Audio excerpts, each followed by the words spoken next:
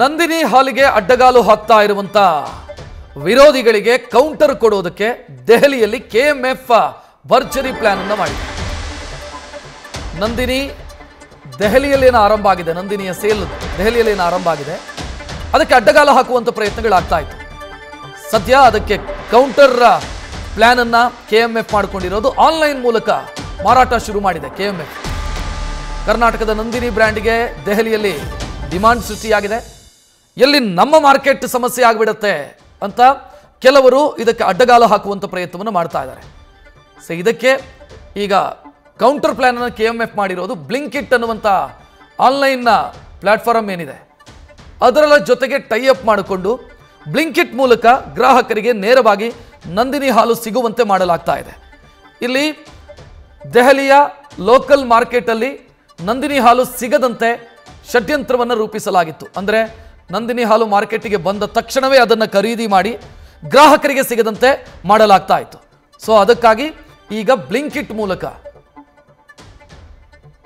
ನೇರವಾಗಿ ಗ್ರಾಹಕರಿಗೆ ಹಾಲು ತಲುಪಿಸುವಂತ ವ್ಯವಸ್ಥೆಯನ್ನು ಮಾಡಲಾಗ್ತಾ ಇದೆ.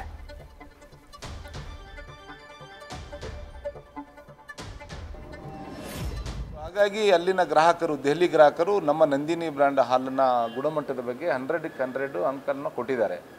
ಸೊ ಹಾಗಾಗಿ ನಮ್ಮ ಕೆಲಸ ಏನಂದರೆ ನಾವು ಇದರಲ್ಲಿ ಪಾಸ್ ಆಗಬೇಕು. ನಮಗೆ ಗೊತ್ತಿತ್ತಿದು. ಸೊ ವೆರಿ ಟಫ್ ಜಾಬು, ಭಾಳ ಕಷ್ಟದ ಕೆಲಸ. ಭಾಳ ಕಷ್ಟದ ಕೆಲಸದಲ್ಲಿ ನಾವು ಕೈ ಹಾಕ್ತಾಯಿದ್ದೀವಿ ಅಂತೇಳಿ ಅದಕ್ಕೆ ನಮ್ಮ ಅಧಿಕಾರಿಗಳು, ನಮ್ಮ MD ಮತ್ತು ನಮ್ಮ ಮಾರ್ಕೆಟಿಂಗ್ ಅಧಿಕಾರಿಗಳು ಮತ್ತು ನಮ್ಮ ಮಂಡ್ಯ MD ಮತ್ತು ಎಲ್ಲ ನಮ್ಮ ಒಕ್ಕೂಟದ ಎಲ್ಲ ಮಾರ್ಕೆಟಿಂಗ್ ಅಧಿಕಾರಿಗಳನ್ನು ಅಲ್ಲಿ ಹಾಕಿದ್ದೀವಿ. ಕನಿಷ್ಠ ಸರಿಸುಮಾರು ಒಂದು 100ಕ್ಕೂ ಹೆಚ್ಚು ಜನ ನಮ್ಮ ಅಧಿಕಾರಿಗಳನ್ನು ಹಾಕಿದ್ದೀವಿ. ನಾವು ಇದರಲ್ಲಿ ಸಕ್ಸಸ್ ಆಗ್ತೀವಿ 100ಕ್ಕೆ 100. ನಾವು ಬೇರೆ ಯಾವುದೇ ವಿಚಾರನ ಮಾತಾಡೋಕ್ಕೆ ಹೋಗಲ್ಲ. ನಮಗೆ ಗ್ರಾಹಕರ ಬೇಡಿಕೆ ಇದೆ. ನಮ್ಮ ನಂದಿನಿ ಬ್ರ್ಯಾಂಡು ಭಾಳಷ್ಟು ಬೇಡಿಕೆ ಇದೆ ಆ ಭಾಗದಲ್ಲಿ.